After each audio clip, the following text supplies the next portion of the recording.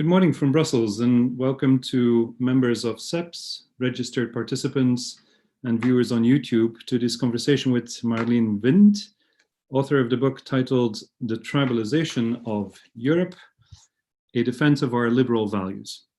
My name is Steven Blokmans, I'm the Director of Research of SEPS. And for those of you who've just woken up to discover that the US President has declared to have won the elections, while trailing behind in the number of votes of the Electoral College, and who has fired up his loyalists to fight what he calls massive fraud that the Supreme Court should put an end to. Trump is still here, and Trumpism is here to stay. The US President has managed to put a stamp on the Republican Party in his angry, so-called anti-establishment rhetoric, and in his more nationalist brand of conservatism. And whatever the outcome, the 2020 US presidential elections will deepen polarization and encourage populists to believe that they can win under any circumstances. Politics in the US will have a hard time, I think, returning to stability and predictability anytime soon, because the divide between the tribes is so wide, so deep, and hostile at this stage that an enormous effort will have to be made at national reconciliation.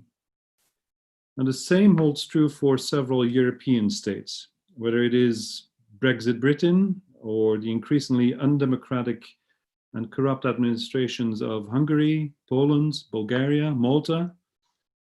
In September, Viktor Orban, Prime Minister of Hungary, published an essay as a prelude to the political season, in which he further develops his doctrine of so-called illiberal democracy as a, and I quote, rebellion against liberal intellectual oppression, unquote.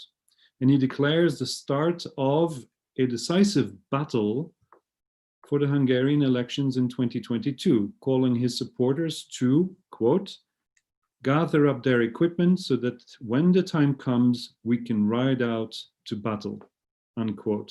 These are very stark terms about a fight, about battles, about oppression, about fear. It seems that in Warsaw over the weekend, the fight has already begun. And like in neighboring Belarus, it's the women who are leading the protest. Over the weekend, we saw massive demonstrations against the government led by PiS, whose party leader Kaczynski made a television appearance which is worth watching again for its striking similarities with the address delivered by General Jaruzelski when he declared martial law in 1981. And as you probably know, 2 weeks ago, the Polish Constitutional Tribunal has declared the current abortion law unconstitutional as it allegedly does not sufficiently protect the human dignity of the fetus. Now, this abortion law was a product of a compromise in 1993 between the government and the very powerful Catholic Church, and made abortion punishable, but for a few very narrow exceptions, the most important of which in practice was if the fetus was severely disabled. It was this exception that was declared unconstitutional by a court that has been reformed since PiS came to power, and to bring it to heel of the government. Now, the fact that this ruling sparks such outrage is because it is not about some abstract rule of law concept, it's about a woman's body, not just some liberals in Warsaw or Gdansk or Wrocław. The fate of having to give birth to a child bound to die can hit every woman. So these and other examples of identity, value-based demagoguery are unfortunately proliferating in Europe, as indeed elsewhere. So it's high time that we should enhance our understanding of the phenomena at play. And I think there's no one better equipped to help us with that than the author of The Tribalisation of Europe, Marleen Wind, professor of political science at the University of Copenhagen, where she has also been director of the Center for European Policy. Apart from her distinguished academic career, Marleen is also a commentator at the Danish weekly newspaper Weekend Avisen. I'm not sure if I pronounced that right. And she's been the recipient of many prizes, including the 2009 European Women's Award for her work communicating about European politics. We've agreed that Professor Wind will first introduce the concepts, the ideas, and the central argument of her book before we open this conversation, also with our online audience. So if you have questions, then please use the Q&A function in Zoom, which SEPS will curate to make sure that the most pertinent and interesting questions get priority. Meanwhile, in the chat box, we have also posted links to the book online, as well as the trilogy of books that SEPS has published in the last 3 years about the state of democracy in Europe. With that, Professor Wind, Marlene, the virtual floor is yours.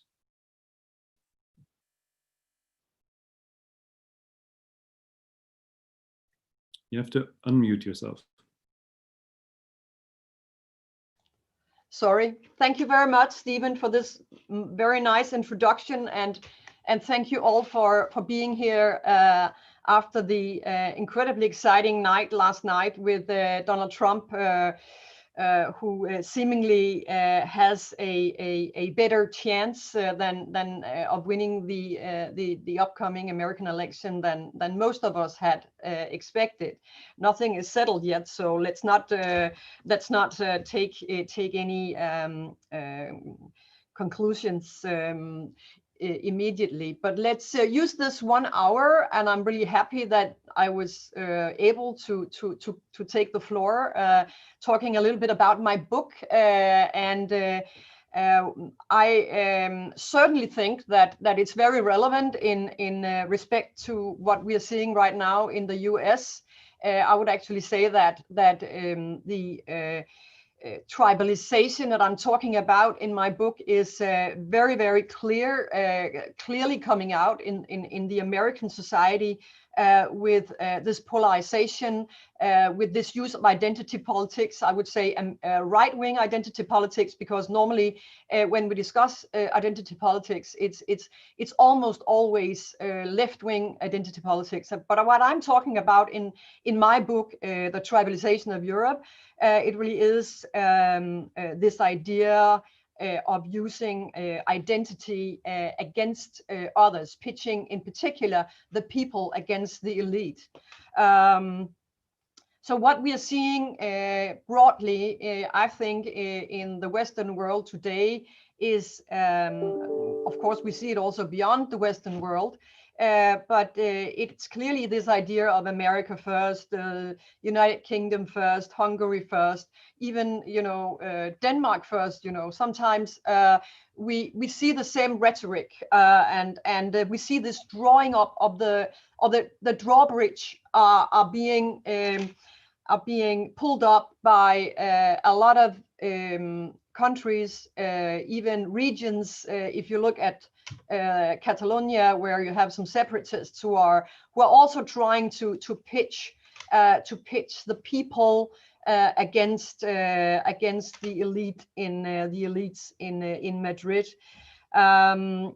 So the interesting thing for me is that it's something that in reality, if you look at Europe, has been going on for a long time. But I identify actually the last American election in 2016 in the US, and also the Brexit referendum as being sort of the big explosion of identity politics. Not that it hadn't been there before. In particular, if you look at Central and Eastern Europe, in particular in Hungary, you have had populism for a long time. But the fact that we were taken aback, we were not able to predict the American election, and the anger among a lot of white people, working class in the US, and also Brexit, that it really took us by surprise. It gave a boost to tribalisation, because in a sense it also legitimized this idea of us not having, and when I say us, I mean the liberal elite not having foreseen this anger, not having foreseen the frustration among the elite, the people. So this is the kind have become over the past 4 years a kind of mega trend. I think that we are seeing it in many places. This kind of illiberalism, not just in Europe and the US, but also in many other places in the world. The reason why I think that tribalisation is in particular, of course, interesting to dig into in Europe is that Europe has since the fall of the Berlin Wall, but also since the Second World War, been about reconciliation, about building up institutions, the liberal world order. It's been about creating common institutions and sort of making identities work together and create a better world for everyone. And all of a sudden, we have cynical leaders, because that's how I define them in my book.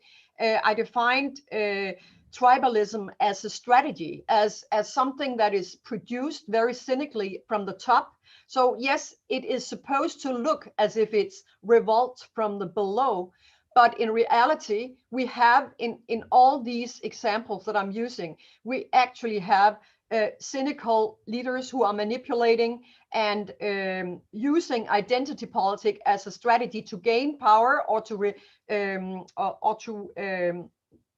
acquire power or to regain power, the power that they have managed to win in very often an ordinary election. So my book also talks into the why democracies die literature, the idea that in today's world, democracies do not die by being by coup d'etat, by tanks in the streets. Very often we have seen examples of journalists being shot and murdered also in Europe over the past years, which is really really scary. But most often we see the kind of manipulation, the questioning of what a democracy really is. Is democracy just people meeting up for a referendum, even though the referendum might not be legitimate?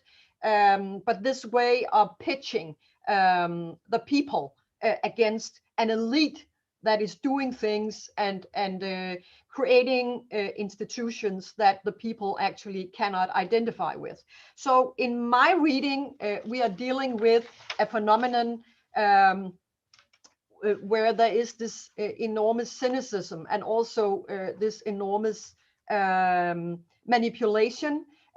Even if you look to Hungary and Poland, you see examples of rigged election, of changing the constitution, using the majority to change the constitution, to change the ability to win the next election and the next election by amending the constituencies and how votes are counted, and also fire judges and force those liberal institutions that we have taken for granted for the past 50 years, undermining them, questioning them, even in Poland, as we see these days.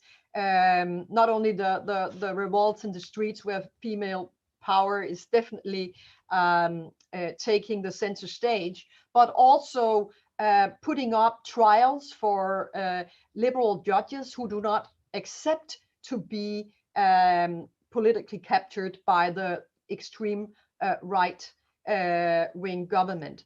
So these are things that we are seeing in Europe, and my argument is, in fact, that this is so horrendous that we are seeing this exactly in Europe, where we have Article 2, we have we were supposed to have a constitution, a European constitution, a charter of rights, some liberal institutions that could protect us from this happening. So it's not that we should be surprised that illiberalism is out there and that it's going on and that it's supported and that cynical leaders are using it to gain power. But my take on it is that it's really surprising that we see it in Europe, and what is even more surprising is that since Brexit and Trump won the first election, now we don't know what's going to happen this time. We have also seen an complete silence and inability to stand up for our liberal values from European institutions, from academics, from those who used to defend liberal democracy.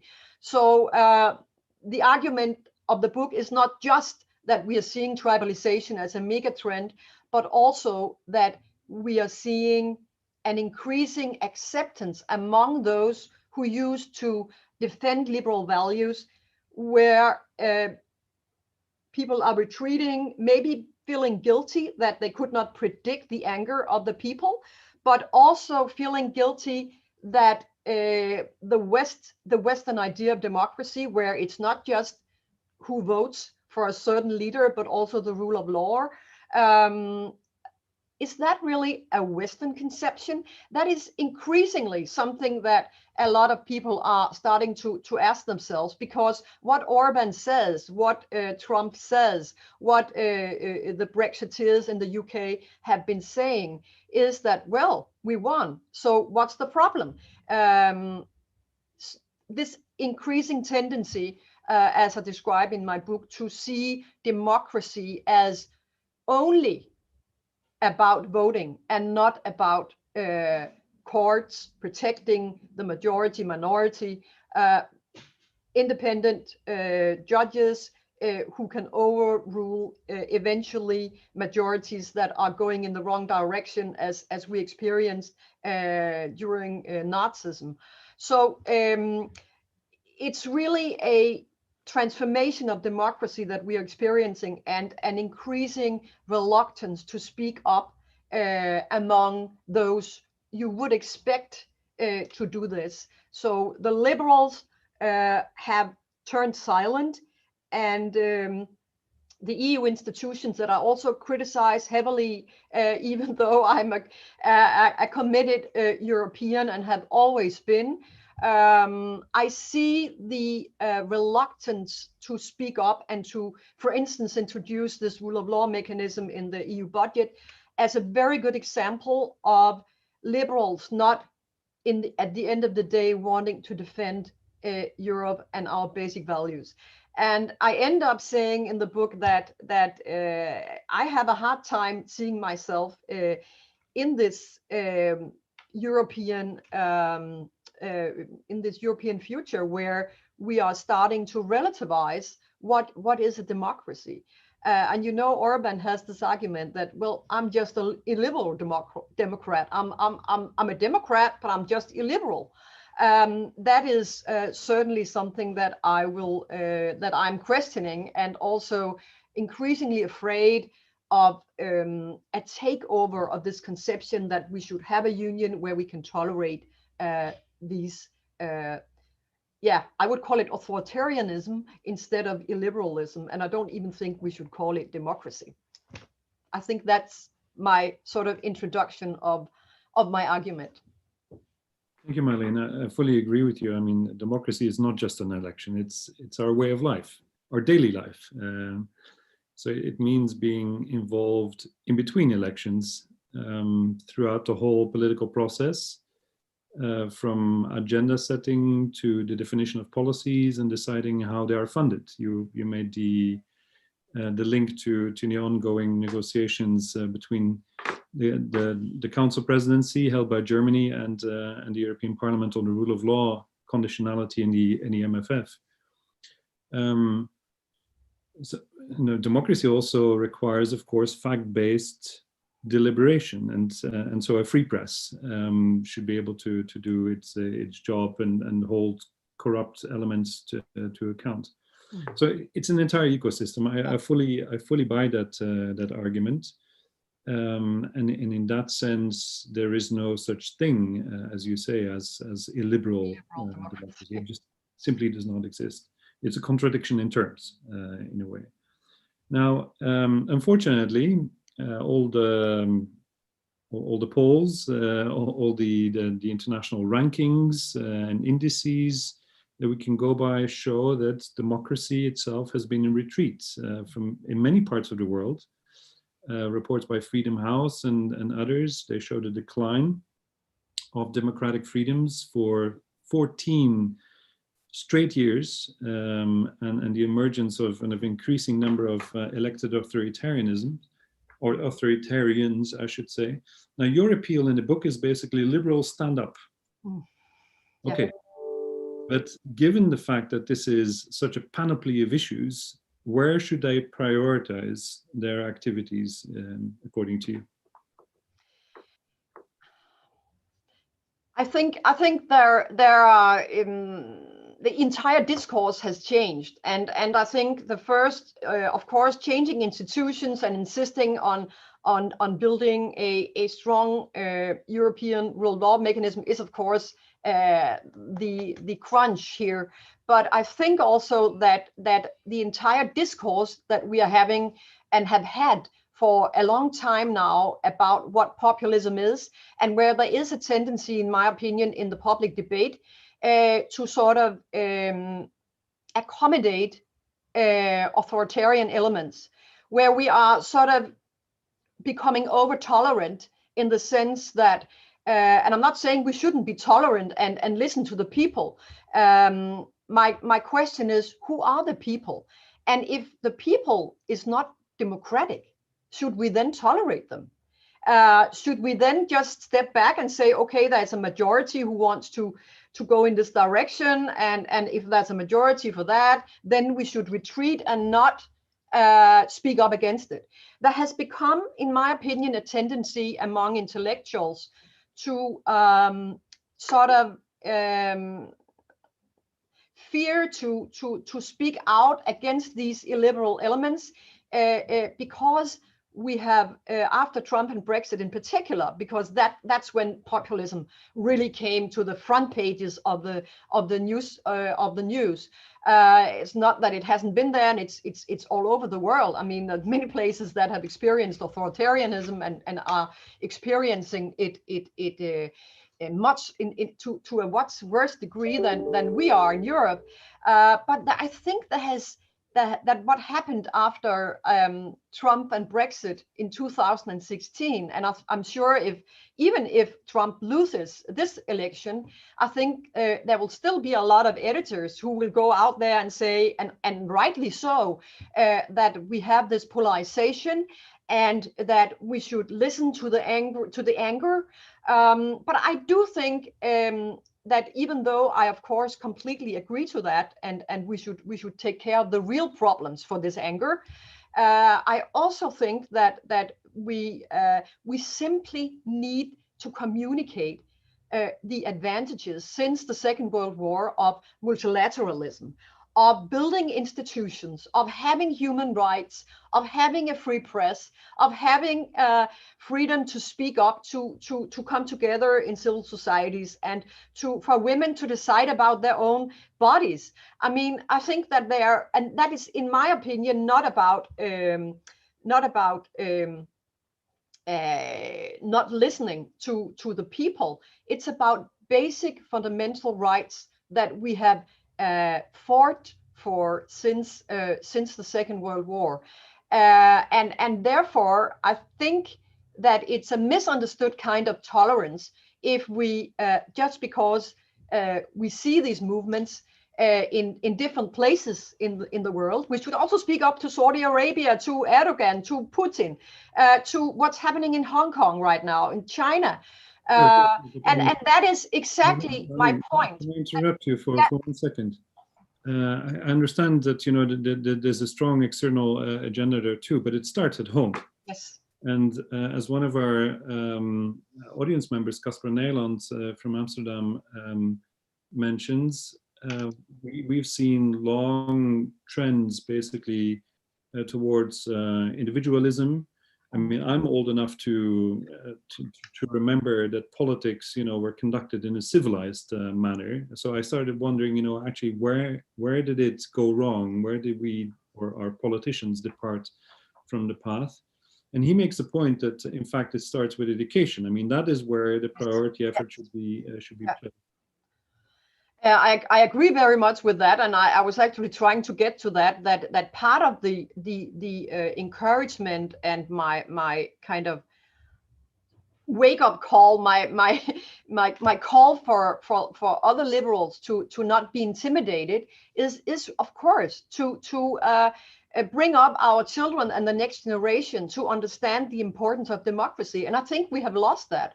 I think also in the book I describe how 1 in 4 of young Americans don't really believe in democracy anymore. They would rather have a strong leader, and you see that in many places. Where did that come from? Where did that come from that we all of a sudden, I think that's my generation we should blame for that. Where did we go wrong in not insisting on basic liberal institutions, the freedom to speak up? We see a bit the same with the killings of terrorists or terrorist killings in European countries right now. So the tolerance of ability to live in a world in Europe where we are able to exchange opinions freely. I mean, your central point is essentially lies with, as one of our commentators also says, with the cynicism of leaders to apply top-down a strategy of identity politics. Yeah. Are there more historic examples that we could use? And in fact, you refer to some of them in the book, of course, going from the construction of Italy to nation building in Europe through conquest, through war. And so what are the historical examples which are more or less compatible with the dynamic that you're describing from the watershed moment of 2016, with the Brexit referendum and the election of Trump and etc.? I completely agree with you that this engineering of national identities has been there all the time. It's a myth that nations are just there. So identities are not just there. I think also we see that very clearly in Catalonia, where there is this clear idea of trying to construct a specific identity. I think it goes back to the building of European nation states, where literature tells us, scholarly works tells us how this was engineered from above and not from below, even though we would like to think that it was something that came from below. But the fact that we see today in a world where media manipulation, cyber attacks, social media plays such an enormous role in people's way of forming their opinion, and the way this is manipulated. I think it's a much larger scale today than we have seen previously. So this idea of just saying fake news when there's something you don't like, that is also part of it. And the hiring of Dominic Cummings by Boris Johnson, Dominic Cummings, who was central in the Brexit campaign, is a very good example of and also the infiltration of Russia in Western elections and referenda and so on. It tells us something about, yes, we have always had identity building from above. But today, I think that it has escalated to a degree where it's very, very hard for even enlightened media and scholars to find out what's right and what's wrong, and that forces us even more to reflect and to be incredibly careful when we hear this kind of. If I take that central point of yours, and some, I will come to the Catalan point later on, which is dominating part of the chat box. So we have to address it, of course. But essentially, the engineering by elected majority coalition governments or parties is central to your argument, and juxtaposed in a way to the right which each of us have, according to the United Nations conventions on civil and political rights, on economic, social, and cultural rights, where Article 1 basically inscribes a right to peoples of self-determination, so as to enjoy basically and determine their political status, and freely pursue their economic, social, and cultural development. So is there then something wrong with the way we elect our leaders, or in which the democratic process has been organized in a way in very conventional representative terms? And I come back here, I touch upon a question that was also posed in the Q&A, whereby representative democracy as we know it now, and as we've structured it now, in fact needs to be strengthened with some of the direct tools that have been misused perhaps, referenda, other tools, channeling media, making sure that there's an ethics code for press, etc.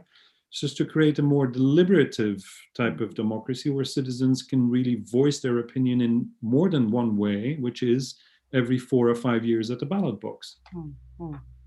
Yeah, I mean, I certainly wouldn't look for or dream of importing an American polarized media landscape to Europe. I think we are still far from being there. At least in continental Europe, you can discuss the UK.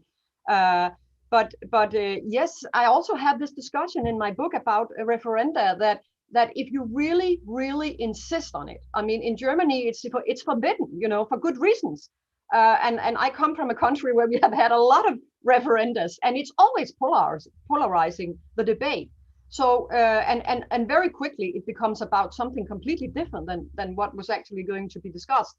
But if you really insist on using this mechanism as a way of sort of getting people into the discussion, then you should never, ever have just one referendum. You should have a period of time, as I suggest in my book, where you think about, was this the right thing to do? Maybe more data, information, facts can come into and deliberation, and then you should vote again.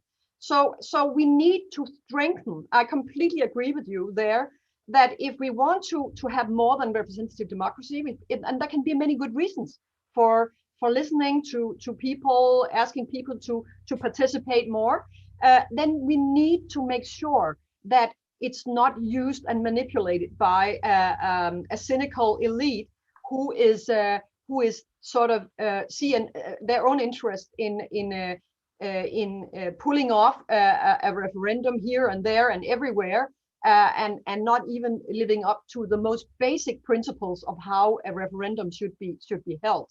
And then, of course, ask people again, were you sure what you actually decided in this referendum? Was it the right thing after having thought about it?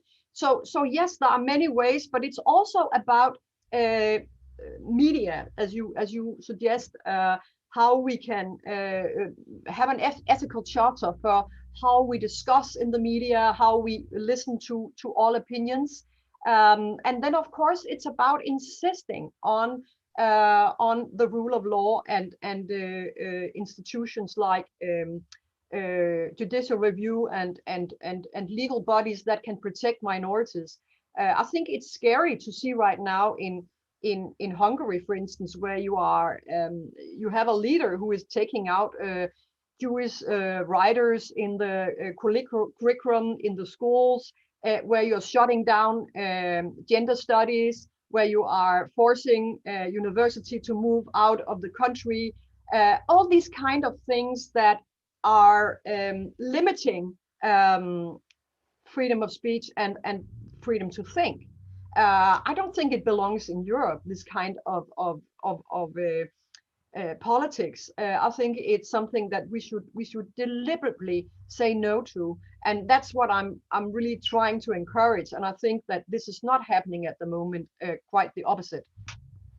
Marlene, a central point, I think, or a fundamental point in this debate, which is also touched upon by many of those intervening in the Q&A, is whether there's something like an intellectual, diktat here of the liberals, of the neoliberals, basically, who are also, through external policies, and you refer to it yourself in your opening remarks, in a way guilty of a sort of moral imperialism. And I note, by the way, that is exactly where Orban, in his speech in September, refers to. Absolutely. That it is that type of oppression that he wants to get rid of. And it's the collusion, basically, of what he calls mainly Central and Eastern European Christian democracy with liberalism that is so dangerous, for the protection of fundamental values, traditional values, as he understands it, and them to be.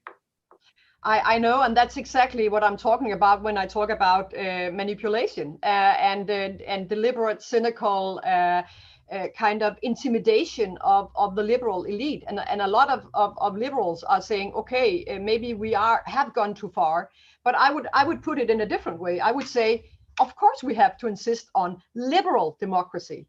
Why? Because this is what Mr. Orban has signed up to when he entered the club. I mean, nobody forced him to join the European Union.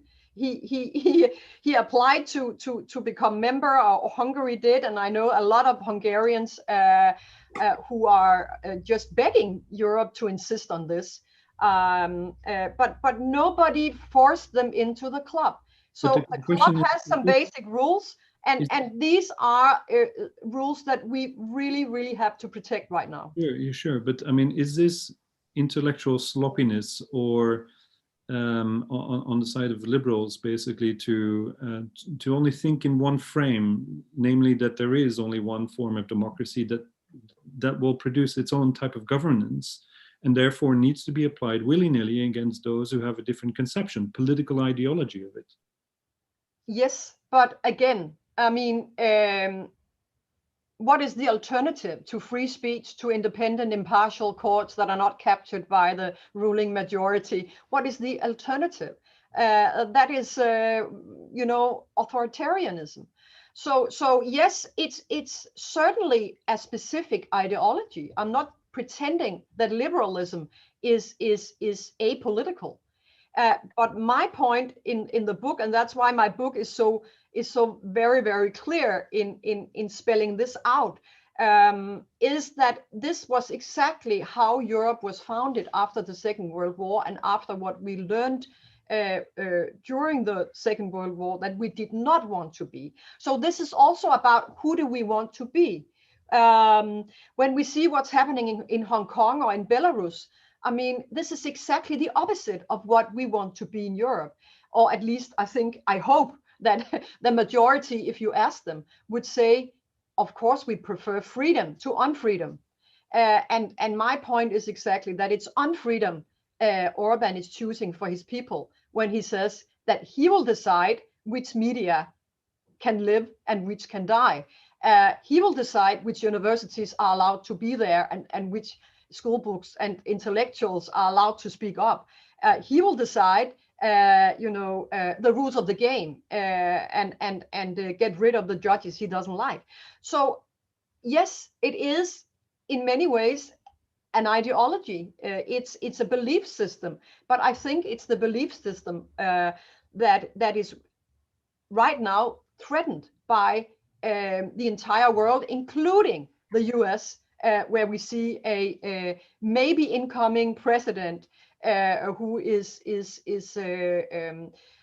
riding the wave of not just populism, but increasingly also authoritarianism, denouncing free media and free speech. I think this is something we have to take very seriously.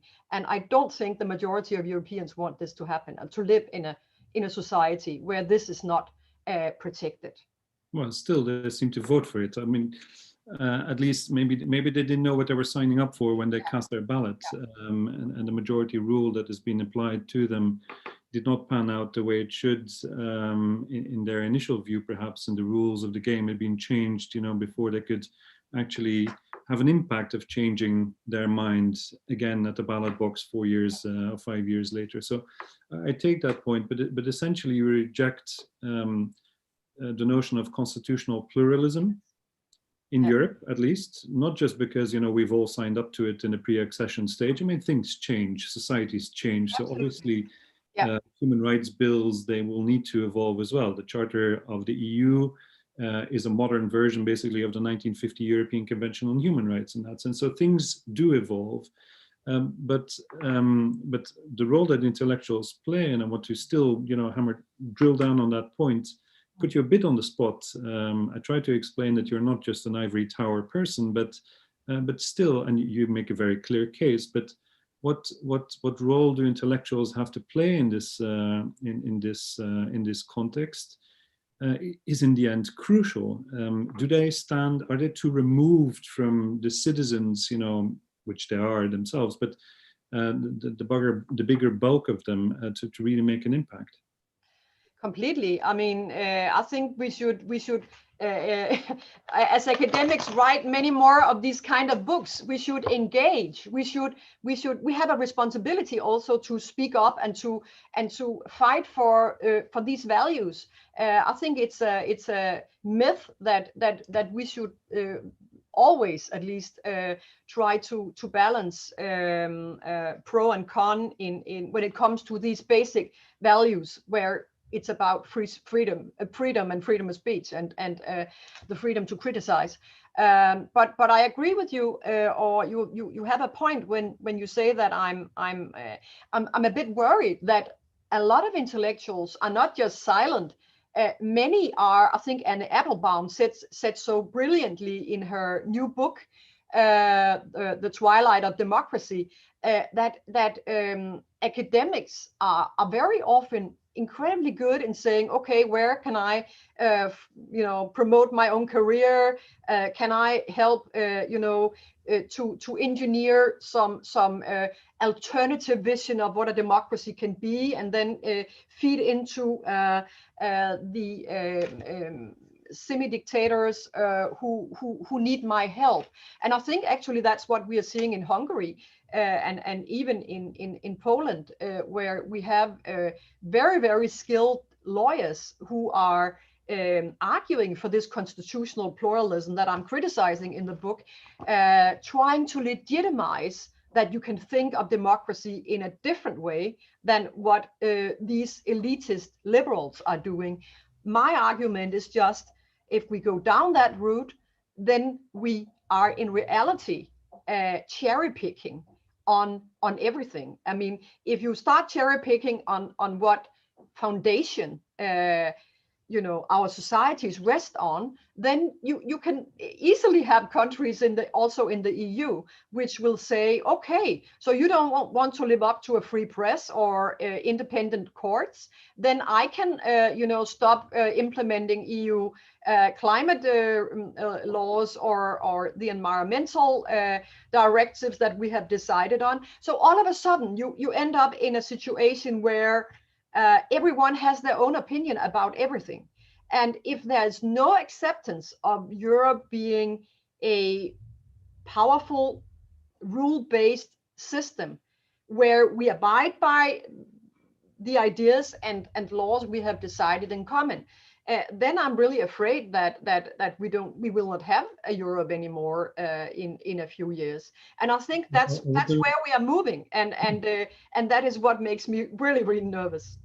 We'll discuss it in a second. I just want to finalize that part of the discussion, really, and bring it to the wide concept that you put down of tribalism as applied to Europe, where you say it's basically not just anti-EU type of movements. They're not necessarily right-wing, if those nevertheless play more on the identity politics perhaps than on the left, but nevertheless, so it's it's a broad, well, church is not the right word in this case, but it's a broad concept that you apply to the notion.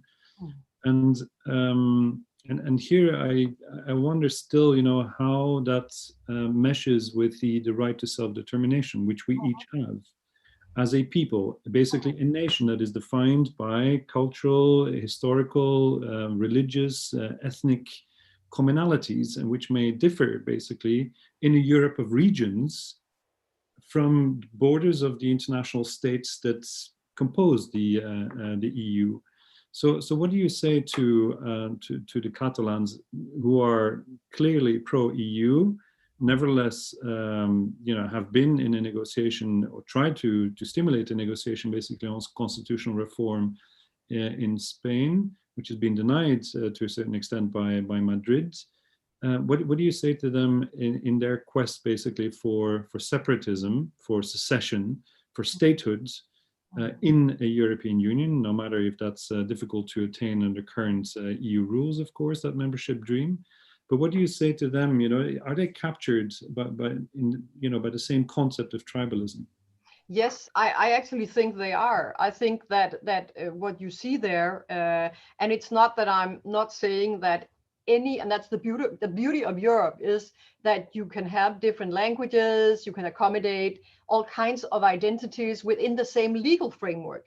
But we will never question the common basis, in my opinion, that we have about the rule of law and democracy. But what I see in Catalonia, for instance, is exactly this from the top engineered manipulation and build up of a movement against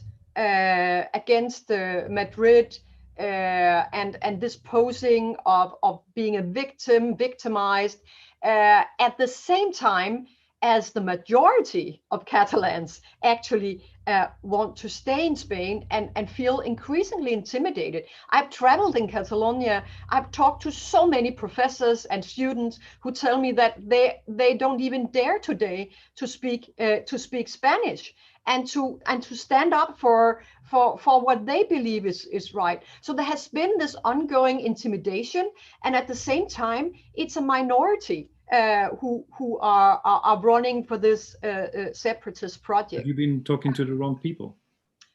Well, you can see on the figures. Research properly. You can see on the figures that it's not a majority. It was.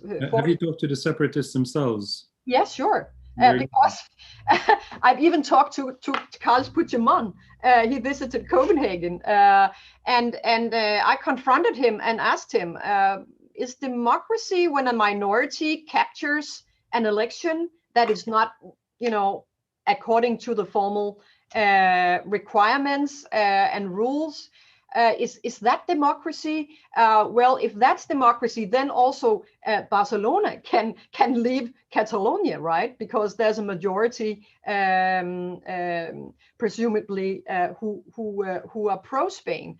So I think, well, according to Article 1 of the UN Conventions, if exactly. They constitute, So if you take it to the extreme, you end in this situation where it's all about identity.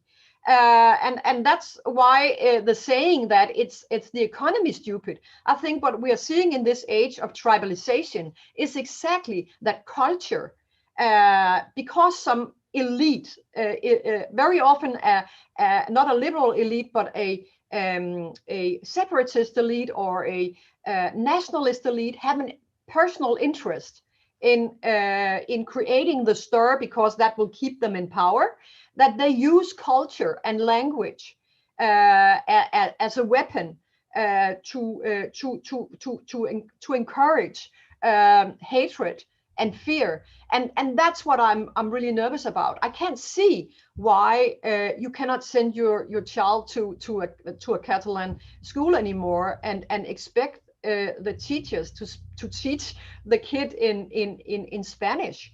That's not possible today, and I think that is really scary to have countries where this is actually not possible anymore to speak your mother tongue, and where you are constantly intimidated and told that if you're not with us, you are against us. So it's the rhetoric that we see in very many places that had these tribal features, that it's this pitching of those with the right belief against those with the wrong belief. It's almost like in the Middle Ages, where religion was the central point. So yeah. In terms of your narrative there, in some cases, in Catalonia is one, through years of education policy, basically, you think that, you know, the tribal mind shift has been realized in a way which results in polls, which the numbers of which we can dispute, and they have certainly been disputed in the chat box, but where essentially identity politics have been engineered for a long time, and where it is essentially too late, basically, to reverse. Or, I mean, is that not a reality that we then should take into account in a way, and embolden the Europe of the regions, so to speak, within the EU construct? Well, who can tell what will happen in the future? I just don't think that emphasizing separation and how we cannot be together, how we cannot live together, that should be the overarching way of life in 2020. I think that the emphasis should not be on separatism. When separatism also in the sense of culture and how I'm different from you, how you're different from me. I think that the beautiful thing, and as I also said before about Europe, is that there's room for different cultures, languages, even regional. Catalonia has a recognized language in Europe, so there's room for all that. But why are we in the 21st century using this as a tool to stir hatred, when Europe is about unity in diversity? And that is exactly where I see the tribalisation right now in these years, that we are, even though it doesn't make sense in political science terms, you have this hypothesis that it's been confirmed in study after study, that the more wealthy you become, the less nationalist you will be. And we have seen the opposite in Europe, and that is also very, very strange. It's a big challenge to political scientists that you are in reality not seeing a link between the rise in wealth and then the acceptance of international institutions. Even my own country, where well-off small country in the north, you have politicians who are playing the exact same game, also questioning international institutions, questioning Europe, questioning whether we should even be part of the human rights regime, suggesting that judges are not fair, that only the people should decide, and so on. So you see this even in well-off nations, where there are politicians who are living from this urge to constantly sow conspiracy theories, but also fear, anger, pitching international institutions as being the bad guys against the people. I think we have a big responsibility. Also, the political level has a big responsibility to avoid that this is happening, because what will it end up with? No, exactly. I mean, you make the point that the EU might be in trouble. I mean, I'm no stranger to these type of dynamics and these type of narratives. As a Fleming now living in the francophone parts of Brussels, I observe, how right-wing nationalism and its narrative has taken over, basically, in the majority of the political spectrum on the Flemish side of the country, but where at least there is a discussion on constitutional reform so as to accommodate certain wishes, basically, for more autonomy. And so my question here is really to try and lift it a little bit up to the EU level. how you think the EU itself is in trouble and how it might be able to save itself. Hence my questions on, is there something for Europe of the regions basically that needs to be strengthened, or are there other tools? You refer to indeed rule of law, conditionality in the ongoing MFF negotiations. Incidentally, I wonder what the German presidency and especially Angela Merkel's role as an EPP political leader has in this particular context. But that's an aside. My question really is how can the EU save itself, from this eroding effect that it suffers from? I think first of all we have to realize the danger we are in right now in Europe. I spent one of the last chapters in my book. I actually talk about how Europe is a shrinking continent. I mean, in 2050 there will only be 8% Europeans left in the world, and my question is, how do we make sure that it's our values, European values, like democracy, rule of law, freedom of speech, independent courts, respect for minorities, that it's these rules that will govern the next generations, my children, their children. I mean, when you see we are surrounded by autocrats, look at Hong Kong, how we cannot even help them. We cannot even do anything about Lukashenko. How do we make sure that Europe will continue to be based on democracy? That's actually something that I'm not so sure about, and that's one of the main arguments in the final chapters of the book. That I'm saying, listen, we are so small, we are getting smaller, and we need to insist on these principles. And since we have countries inside of Europe who are not democracies anymore. I'm not saying that just personally. You referred to Freedom House before. I have statistics in the book also showing that democracy has gone down, and countries are not even called democracies anymore in the European Union. I think European leaders have to take this very, very seriously. Also because I have a feeling, I'm a teacher, I'm a university professor, I have a clear feeling that my students and the young generation, they simply cannot live in a Europe that does not defend democracy. Yes, they are occupied with climate, but they are also very, very occupied with living in a union that can protect democracy, but also, as you suggest, protect diversity. So my analysis is not that we should all become alike. I certainly wouldn't hope for that. I love to come to countries that speak different languages and different cultures and so on. But I'm just saying that the basis of our unity has to be those principles that are put into the EU treaties, and they have to be protected by our politicians. And I don't think they are protected today. I think we can see that in the negotiations going on with the rule of law and the conditionality and the German reluctance that I still don't understand. Basically, simply don't understand how Angela Merkel does not defend the right to shut the money box for countries that are corrupt or are not respecting the rule of law. Because we have to remember that it's not just for fun that we insist on the rule of law. Also, companies that establish themselves in countries where you have captured courts, how can they be sure that if they get into trouble, that they will be treated decently? I mean, the internal market will break down if we don't insist on the rule of law.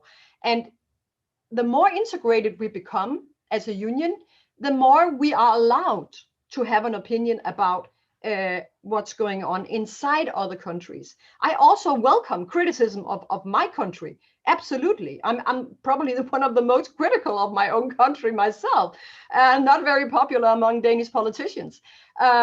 So we have to insist on this, because if we don't insist on this, then I don't think the support for the European project will continue.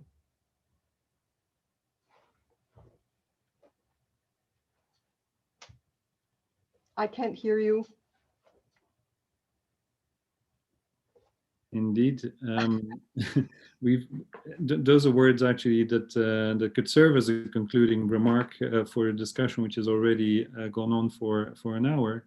There's much more to discuss, and certainly there's a lot of dust that has been whipped up with some of your statements, and also in the Q&A that are worth addressing still, perhaps in a later discussion. I mean, as a lawyer, you know, turning to policies and increasingly politics, or for anyone immersed basically in Greek history or Greek tragedy and philosophy, they will sooner or later come across that cursed word, politics. It's cursed today, since for the ancient Greeks, in fact, politikon was had many positive meanings, right? I mean, public, civic, ordinary, sociable, even polite. I mean, the spelling of the word polite is not a coincidence in this sense. I think many of the instruments that should be sharpened, basically, to shore up our representative democracy, our participatory democracy, and really turn it into a civilized, deliberative method of giving voice to concerns, to opinions, and to select priorities that should find their way into law, into policy, and into budgets, to implement them. That is really an enormous challenge that the European Union is still facing. And I would at least hope that the idea of organizing a conference on the future of Europe would be used exactly, to have that general continental-wide discussion to consider who we are, what we are to one another, what our fundamental interests are, how party politics, and you refer to Merkel again at the end of your remarks, how they may have indeed eclipsed, the full enjoyment of some of the basic rights that we each should be able to depend on, basically, for our own well-being and for our society's well-being.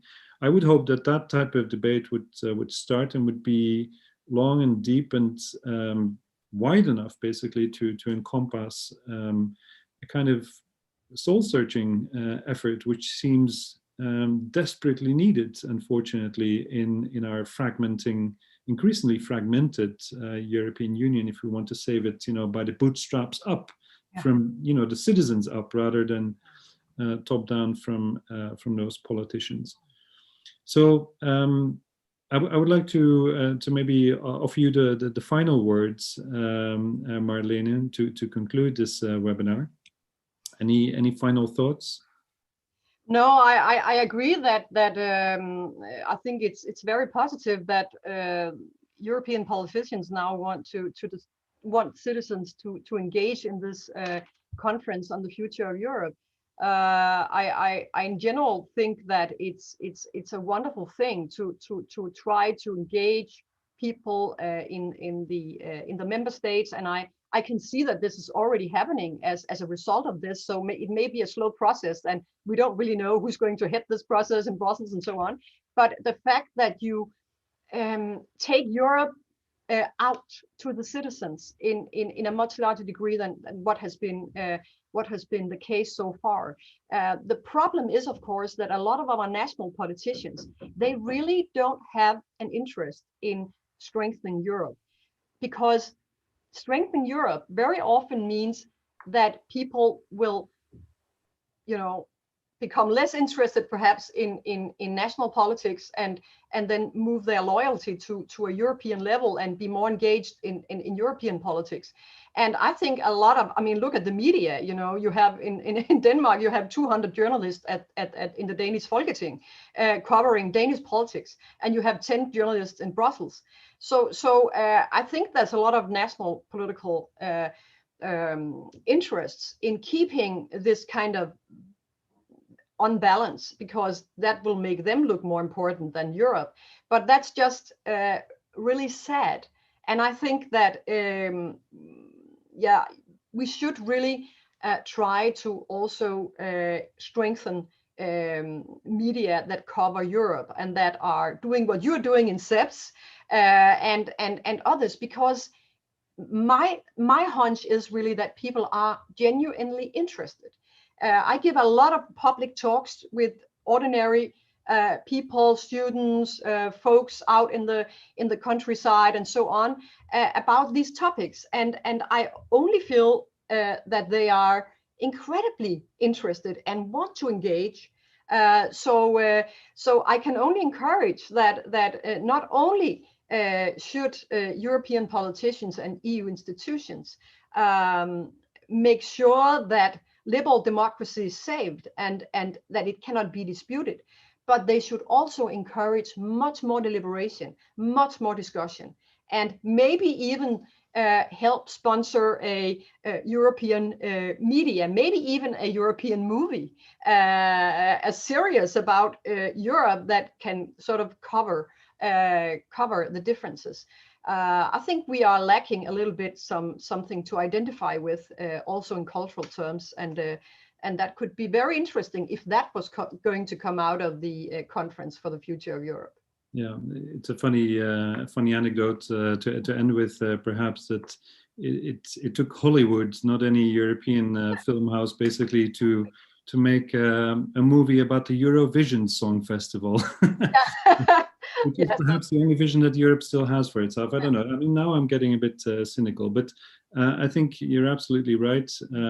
This is an ongoing debate, and certainly SEPS will provide a platform for it in the future. Many different views that we will have to hear and indeed engage with. And with the Conference on the Future of Europe, I'm sure that we'll be fully involved, and will certainly reach out to you, Marlene. Many thanks for your hope it will be live next time that I meet you. Indeed, and many of our audience members who are very active in the chat box. Thank you so much. Thank you for your interventions. I could only do justice to a few of your questions and observations, but I'm sure we'll continue the discussion. So with that, Marlene, thank you very much, and thank you all. Bye. Bye.